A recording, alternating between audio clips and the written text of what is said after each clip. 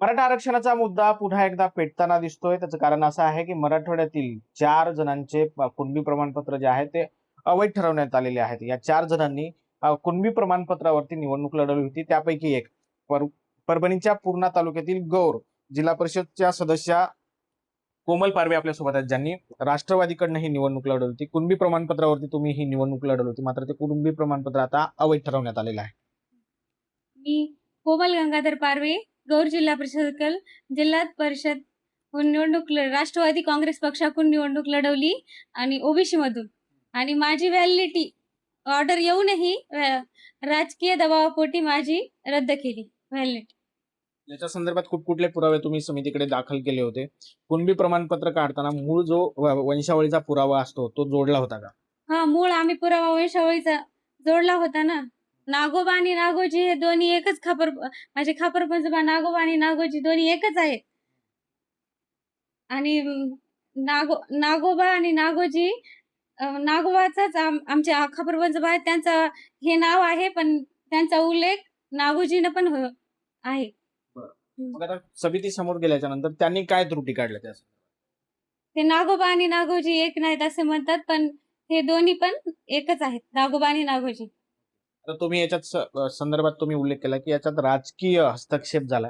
नेमके हे राजकारणी कोण आहेत? कोणावरती तुमचा आरोप आहे? काही ओबीसीचे नेते, त्यांनी पैसे अधिकाऱ्याला पैसे देऊन आमची माझा हे जे झाला नाही म्हणून व्हॅलिडिटी रद्द केली. तर या संदर्भात तुम्ही पुढची पावलं काय उचललेली आहेत? आम्ही न्यायालयात गेलो आहोत. न्यायालय आम्हाला नक्कीच निर्णय देईल. 100% विश्वास आहे आमच्याकडेच निकाल लागेल.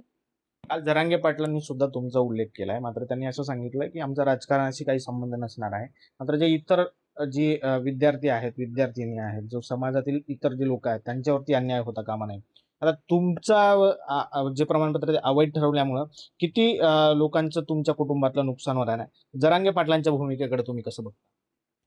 जरांगे पाटील म्हणतात राजकारणाशी काही संबंध म्हणजे नाही, आणि जर मराठ्यांचा आणि मराठा समाजांचं जर नुकसान होत असेल तर आम्हाला देऊन तर आम्ही राजीनामा एका पायावर देऊ, जर पाटील जर म्हणत असले तर. मात्र आता तुमचं जे व्हॅलिडिटी प्रमाणपत्र अवैध ठरवलंय त्याच्यामुळं तुमच्या कुटुंबातील किती लोकांचं नुकसान होणार आहे? आमच्या कुटुंबातील सगळे नातेवाईकांचं, आमच्या बहीण भावाचं, विद्यार्थीनीचं, आणि माझ्या पण करिअर तुमचं करिअर सुद्धा डावावर लागलेलं. मात्र जरांगे पाटील म्हणतात की आमचा राजकारणाशी काही संबंध नाहीये. या भूमिकेकडे तुम्ही कसं बघता? माझ्या करिअरचं हे उद्ध्वस्त झालं, पण मराठा समाजाचं हो नाही ना. जरांगे पाटील जर म्हणलेत की तुम्ही राजीनामा द्या समाजासाठी, तर तुम्ही देणार आहात?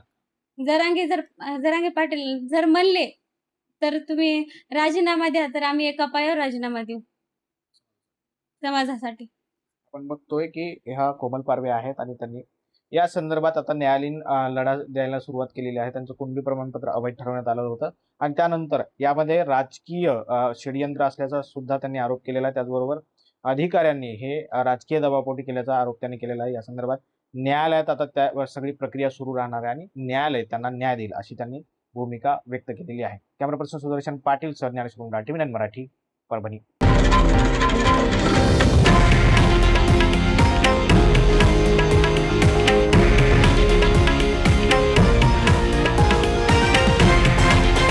हे आहे देशातील नंबर 1 न्यूज नेटवर्क आणि आपण पाहत आहात TV9 मराठी, एकमेव.